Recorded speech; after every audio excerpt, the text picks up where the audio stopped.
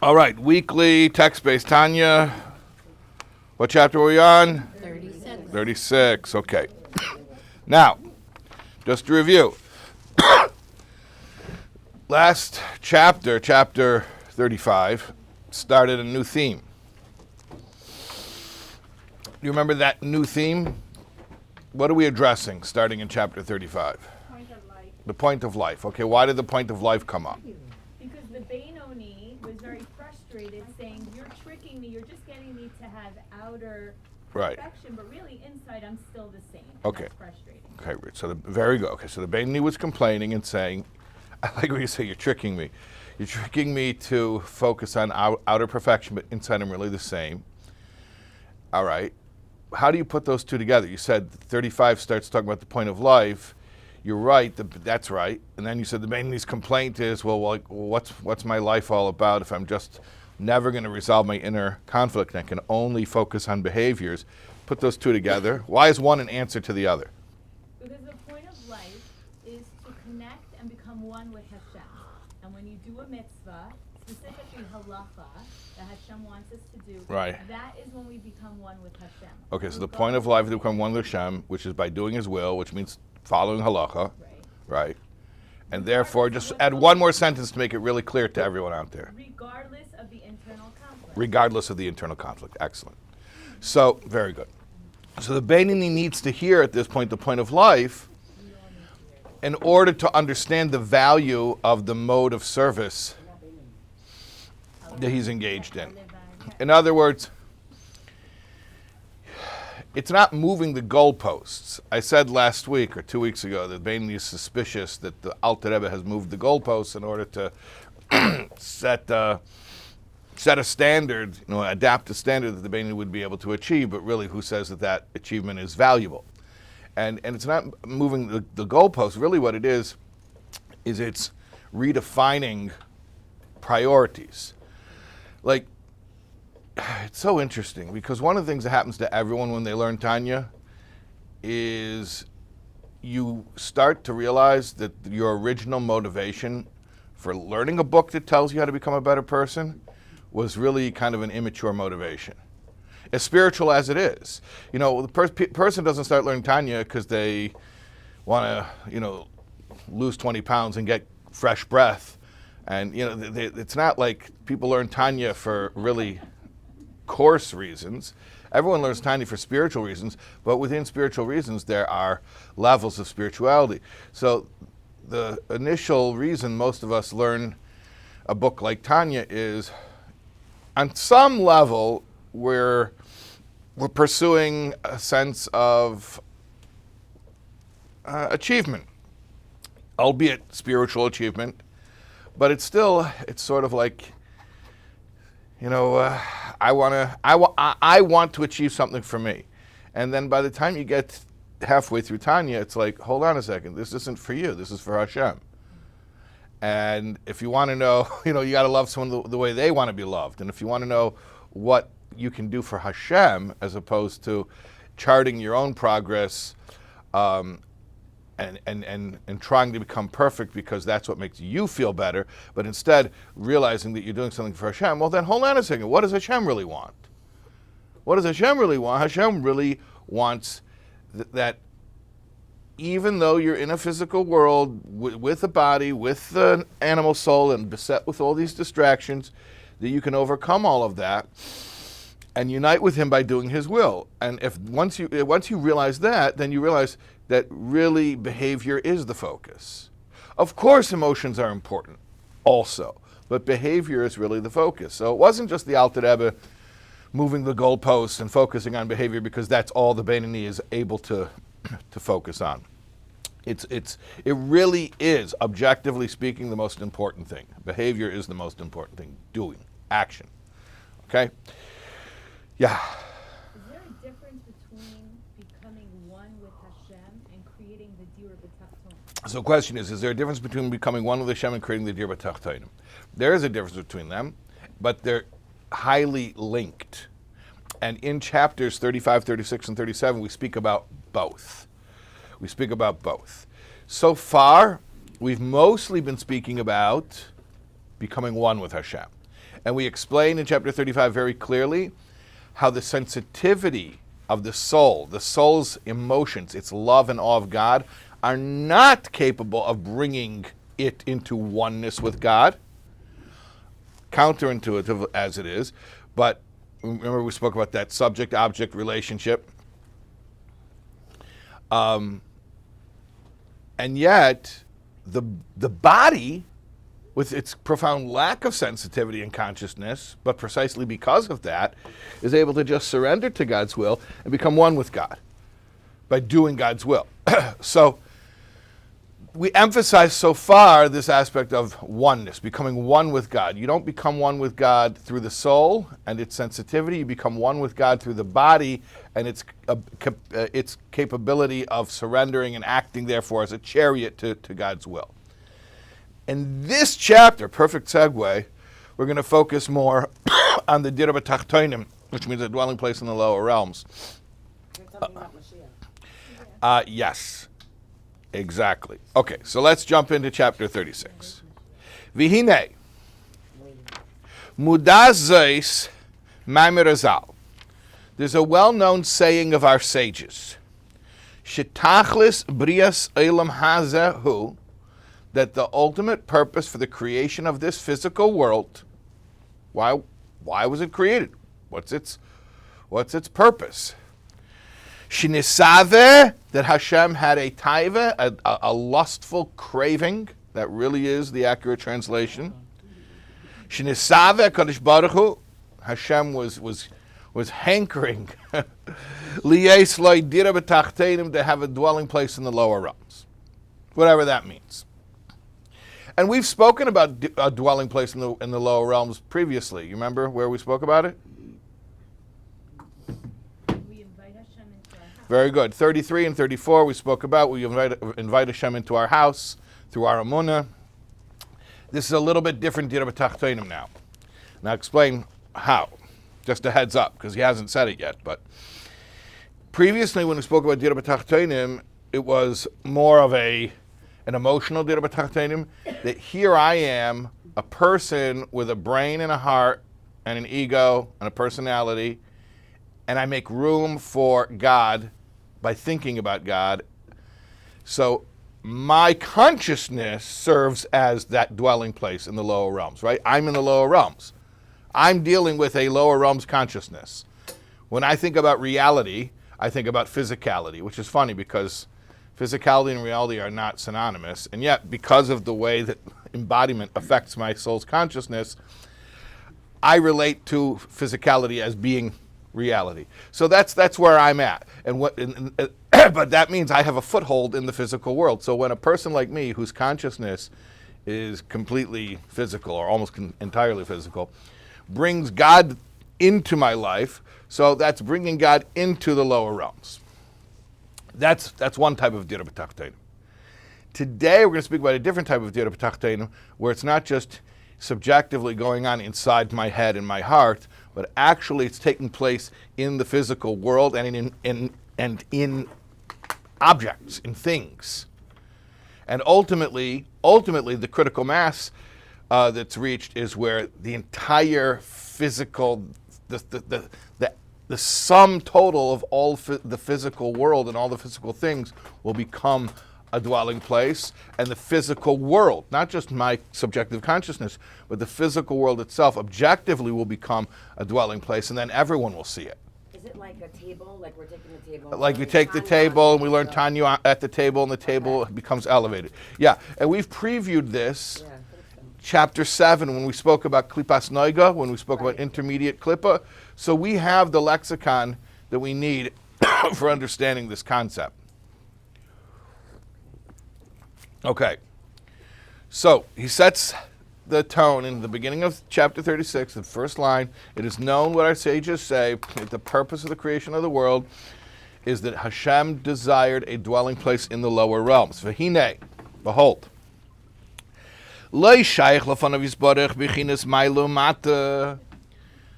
There's no such thing as higher and lower when it comes to Hashem. What are you talking about, higher and lower? Because he fills all worlds equally. So what are you talking about? He wants to be present in a lower type of creation. He's present everywhere. Elabiro inyan, but here's the explanation. Here's the explanation. Before he created the world. Remember that? He was the only thing. He was singular and unique. He was the only existence. And he filled the place within which he would come to create the world. That's how it was before creation. He was everywhere. He was everything. And it is still that way from his perspective. From his perspective, there's no place that is outside of his awareness. There's no like outer limits of like, oh, that's no-go zone. We don't go there. From his perspective, it's all him. It's all still him. But the change, the only change that has occurred from the world coming into being, is from the receiver's end. That now there are other consciousnesses which have their perception of reality, and those consciousnesses, do not perceive God. And there are varying degrees to which they do not perceive God. Because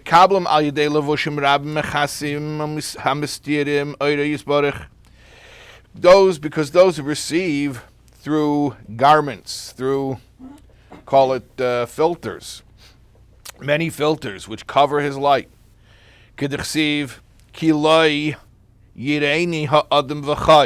Like Hashem told Moshe Rabbeinu, you can't see me, nobody can see me and live. Like I say, just say, in fact, even the angels who are called livers, not liver like a chopped liver, they live, they are life. And yet, no one can see me and live. Angels are life. Angels are life. Well, they're just like energies. Okay. Life is an energy. And they can't see Hashem and continue to exist. They don't?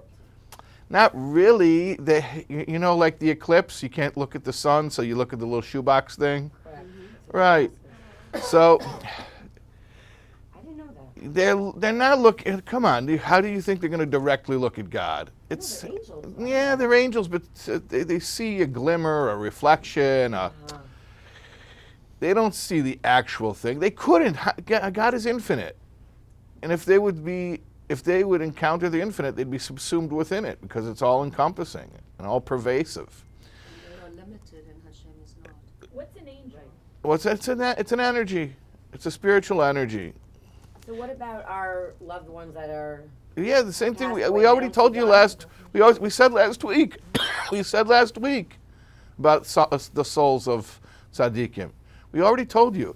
Oh, they have profound experience of godliness, but it's not really seeing God. Come on. Think about it. God, the real God, is everythingness. Tell me how you're going to stand there and retain your selfhood and have an experience of godliness, and then you're going to claim that that's godliness.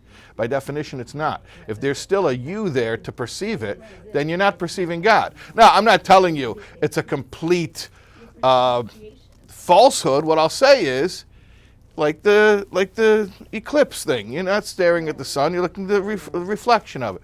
So it's like you're standing in the lobby listening to the band playing in the wedding hall. Yeah. And it's great music. It's true. Okay? Or you're sitting in the dining room and mom opens the oven, you smell the apple pie, but it didn't even come out yet. But you can smell it from the other room. So what's our experience then? Our experience, I mean, while we're embodied? Yeah. Even less, because we have that whole meat suit filtering our experience. We barely any godly perception gets in.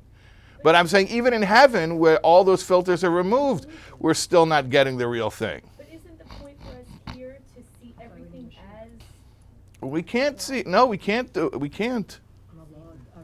Well, then we I would be thought that's God. what we're supposed to do though. Isn't that our job? We cannot perceive everythingness and still be in a position to perceive anything. Because if there's still a conscious observer, then there's everythingness minus the place of the conscious observer. So no being, it's a truism, but no being can exist in a discrete, distinct way where it can have a perception of God and have an actual perception of the real God. V'zehu inyan hishtalshlus ha'elamis v'yidasim mimedrega lemedrega. This concept is referred to as the chain-like progression of the creation of the worlds and their descent from level to level. Al yedei ribuy ha'levushim ha'mastirim ha'oyer v'achayis shemimenu yizborech, through different levels of masking. Ad shenivra elam hazeh gashmi v'achomri mamish, until the physical coarse world is created. V'hu ha'tachtein b'medrega, this physical world is the lowest in level. She'ein tachtein lamata mimenu, there is no lower world, not even in theory.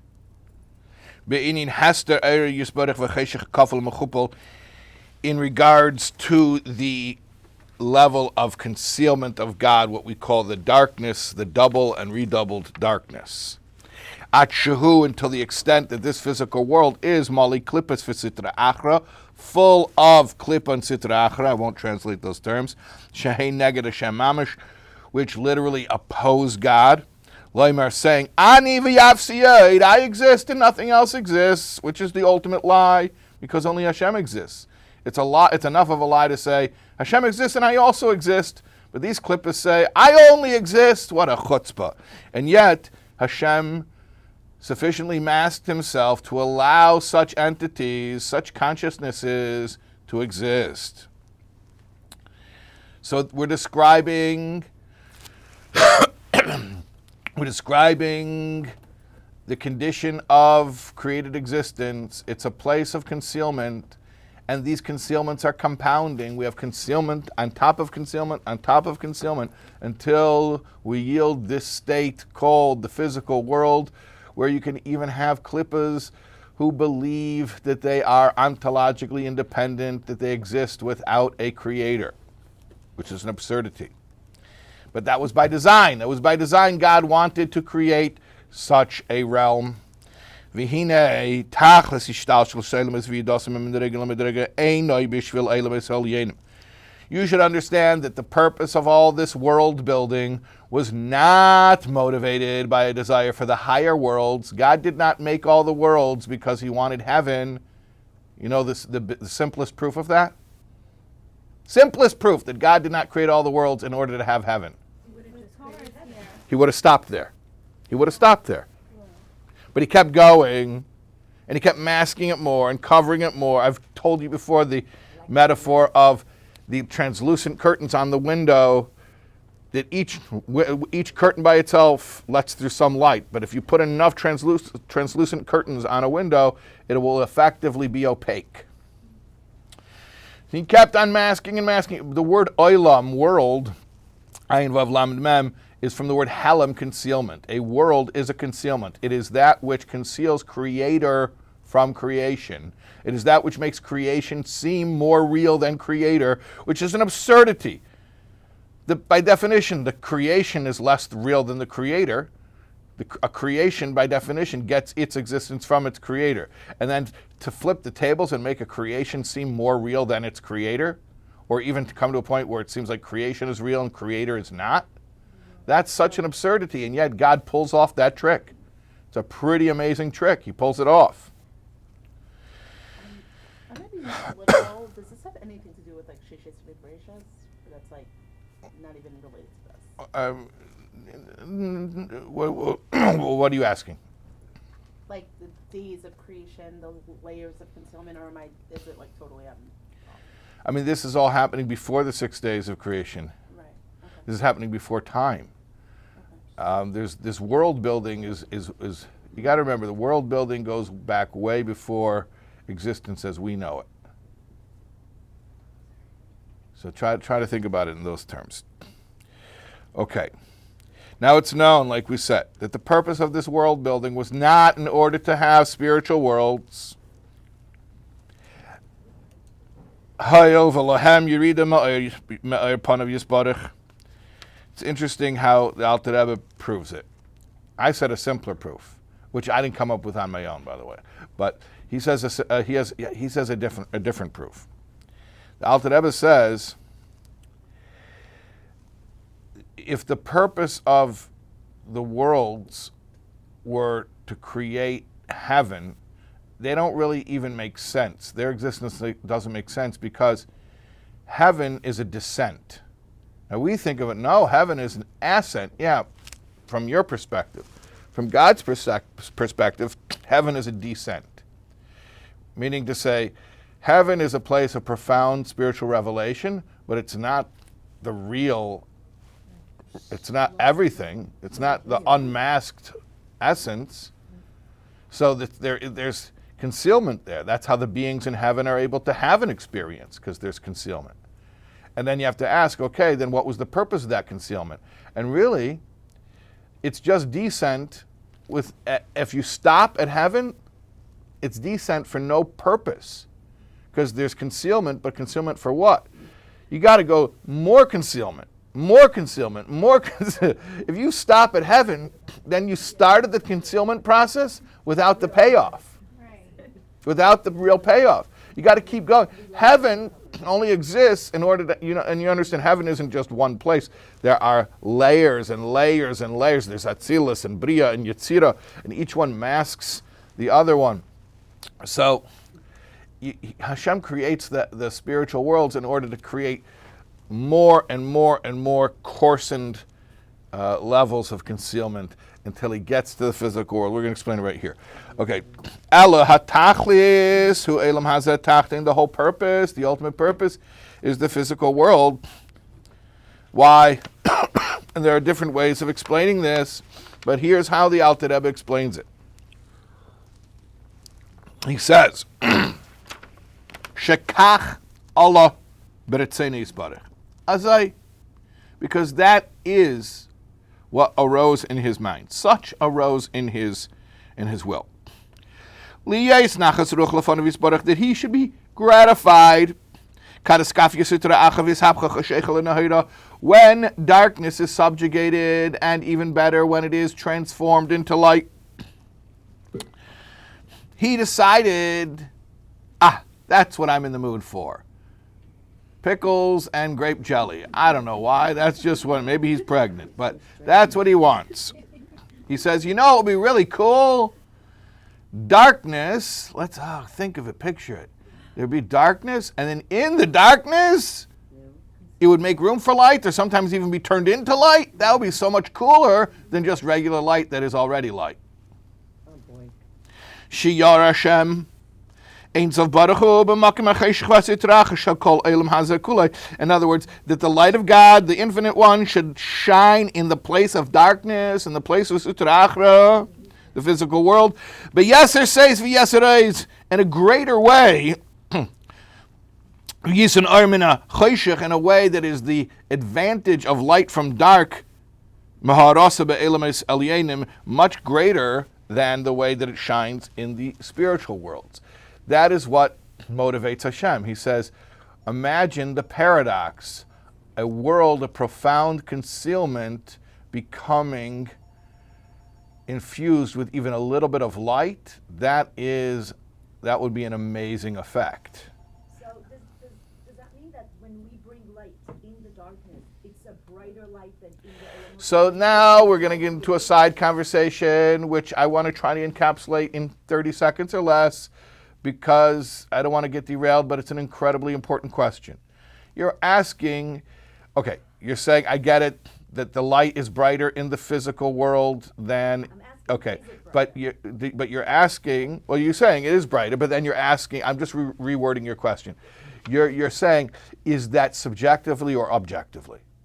Essentially what you're asking is, does it seem brighter? So effectively it's brighter? Like the people in Kelm, they said, what's more important, the sun or the moon? And they debated for weeks, and then they decided, well, the moon is more important. I don't know, brighter, more important, whatever. They said because the sun is shining in the day when it's bright out already, right?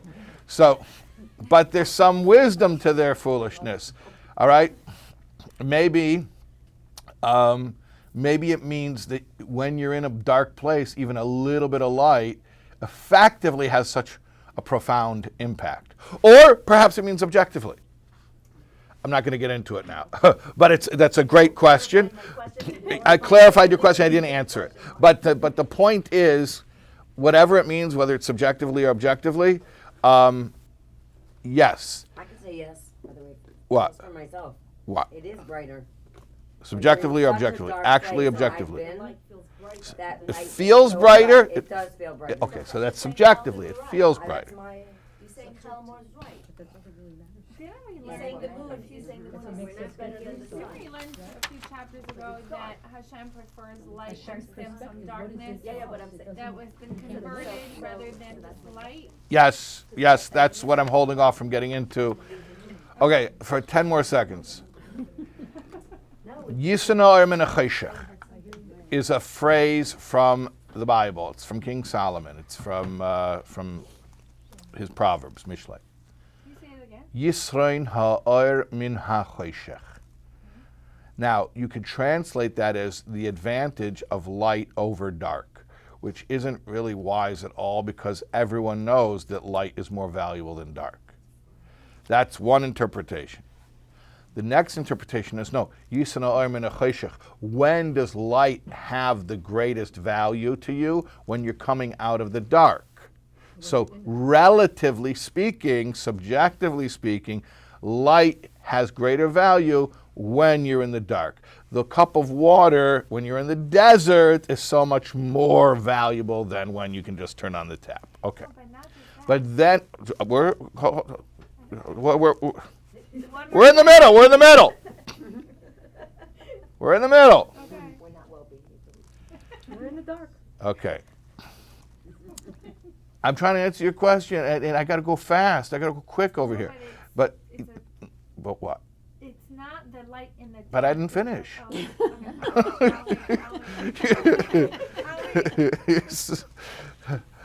I know you know the end. I want to show you what you already know in the context of the whole thing, but I want to do it so quickly that you won't forget the whole thing. I'm ready. Okay, so I'm going to do it super fast.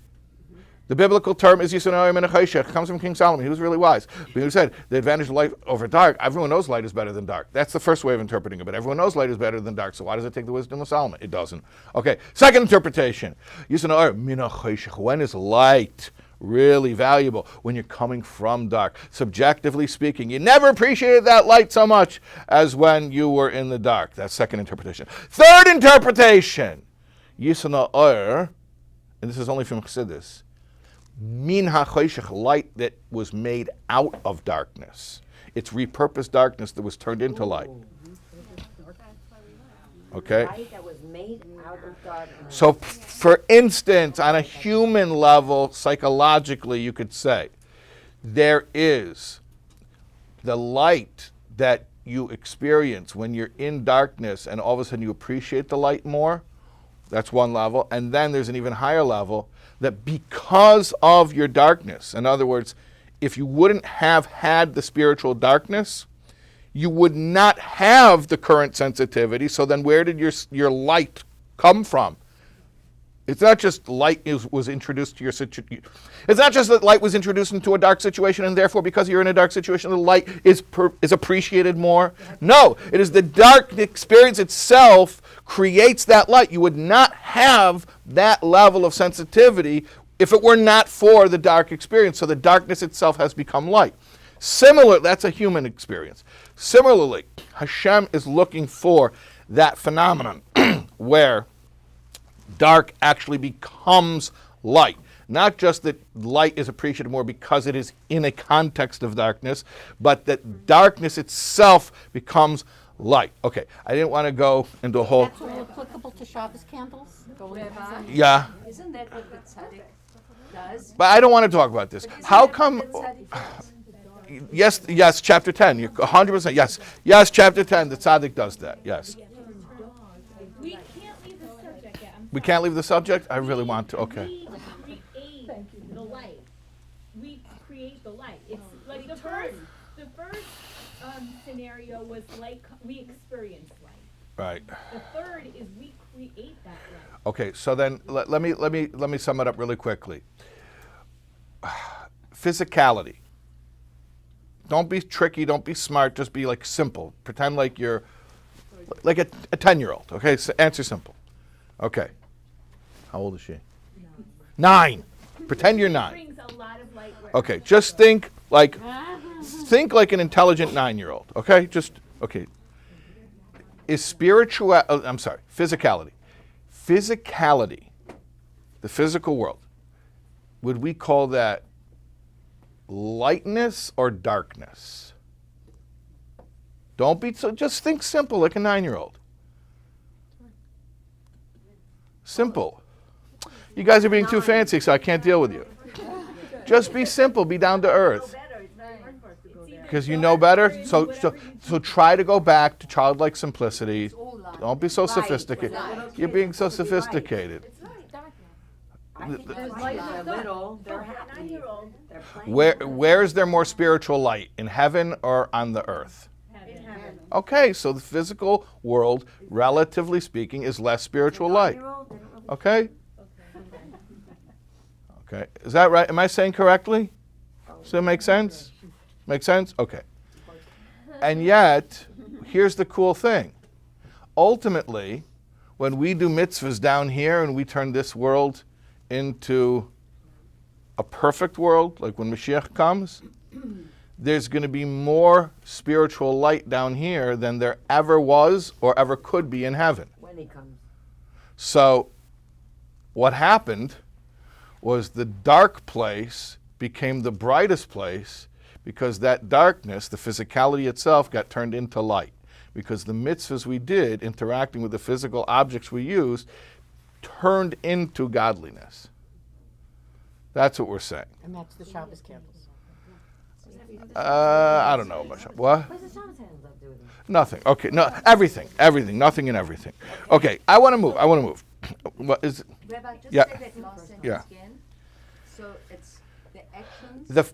The place that is the place that has the greatest concealment of godliness will ultimately become the place of the greatest revelation of godliness, not because godly revelation supplants the godly concealment, but rather because the concealment itself becomes the tool for revelation, meaning physicality itself, which is inherently obstructing godliness, will become the greatest revelation of godliness.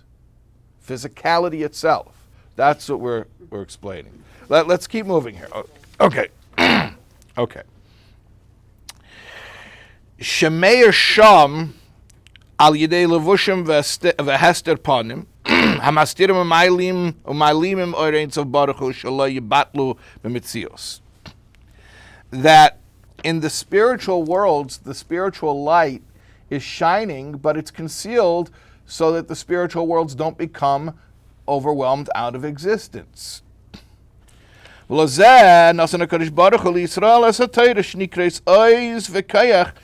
Hashem gave us this nifty tool that allows us to experience godliness without becoming overwhelmed out of existence. It's called Torah, and Torah is called Oiz v'Kayach. It's called power and strength.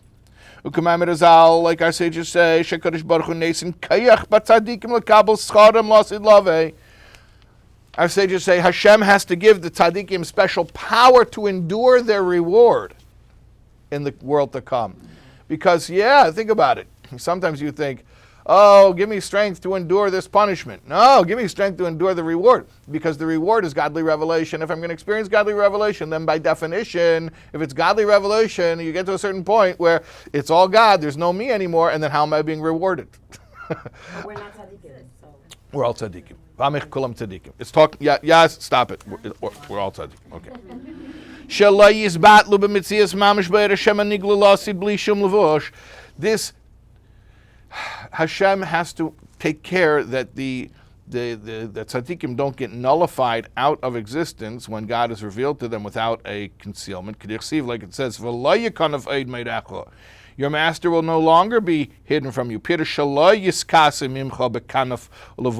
will no longer be hidden through a garment. Your eyes will see your master. We're talking about when Mashiach comes. And also it says, Ki ayin ba'ayin yiru v'gaymer. You will see eye to eye. Or sometimes it's even translated as you will see with his eyes. Yes, so we're talking about Revelation. Uksiv. And it says, the sun will no longer be your light. Meaning the sun, it will pale in comparison to the revelation we'll experience when Mashiach comes. Ki Hashem Hashem will be your eternal light. In other words, when Mashiach comes, it'll be light, revelation. We will see godliness. So we'll be able to handle it? And yet, and here's the paradox, we'll be able to handle it. So the souls in heaven are only privy to that which they can handle. When Mashiach comes and this world will become a place of profound godly revelation, it will be in a way that normally, at least until this point, was impossible. You couldn't strike that balance of that degree of revelation without the conscious observer being overwhelmed out of existence and no longer there to observe it. But it will be sustainable. But it will be sustainable in the physical world. Mashiach comes precisely because the nature of the concealment, that he's using concealment to create revelation. He's using the physical to create revelation. So this... They'll be masked. What? They'll be masked, a glimmer of the same idea that they have in heaven. It will no longer be masked. It will be revealed. But how are we going to handle that? What? Because It will. instead of it being like in heaven where it's all about the soul's spiritual sensitivity, instead it'll just be the reality. Which is why down here, when Mashiach comes, the revelation of godliness will be objectively discernible by all. It won't just be those who studied Torah. Now, in heaven, there are levels according to how much Torah you studied, because it's subjective. When Mashiach comes, everyone will see it, and that's why all nations, not just the Jewish people, will see it. And in fact, all living beings will see it, and the animals will be peaceful, and even inanimate objects will have perception of it, because it has nothing to do with your capacity or your sensitivity. It's a totally different type of revelation. It's like a new reality being born into existence? Yes. But Okay. Rabbi, Yeah. isn't it because of redemption? That's what redemption is. Right. That is redemption. We use that word all the time. Oh, Geula. What is Geula? Right. It is that state where the physical world becomes the place of greatest revelation without ceasing to be a physical world.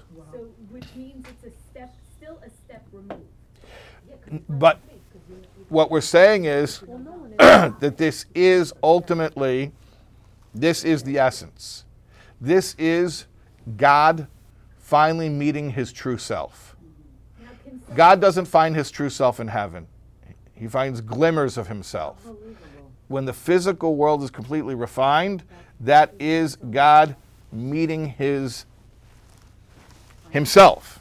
Does this have to be a worldly manifestation, or could an individual have this experience? By definition, this is not an individual experience. An individual can begin to have a sensitivity to it as a precursor to it that would lead to it, but by definition, what we're describing is something that everyone would have regardless of their capacity, because that's the whole point of it. It's not about subjectivity.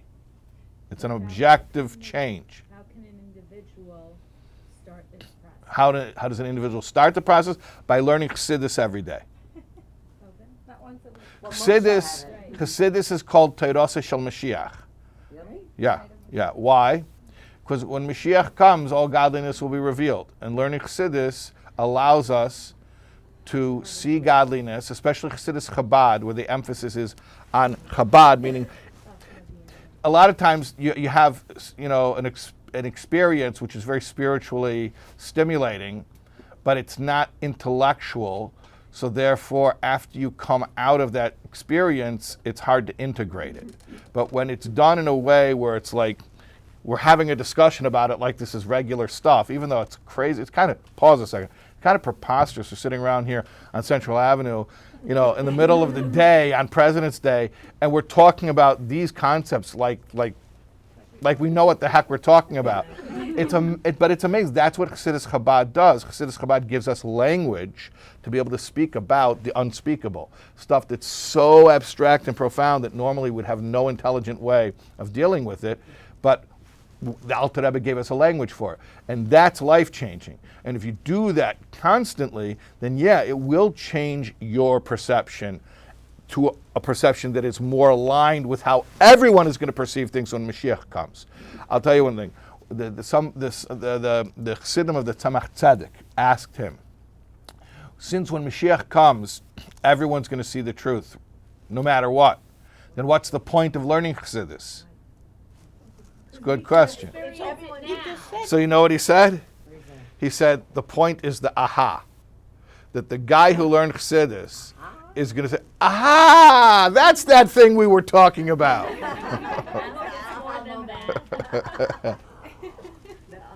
Let's wrap it up here. A couple more lines, okay? All right. So when Mashiach comes, there's going to be this massive revelation of spirituality in the physical world. It is known, it is known that Mashiach, and especially the era of Mashiach when the dead are revived. And there are different explanations for what the timeline will look like. The conclusion is none of us know until it happens. But we do know that initially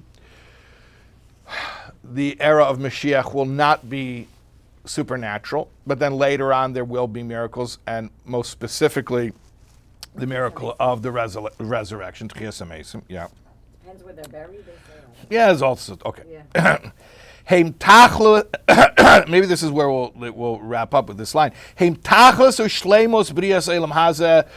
are the ultimate point of the creation of the physical worlds. For which the physical world was created to begin with. The Kabbalah Schar,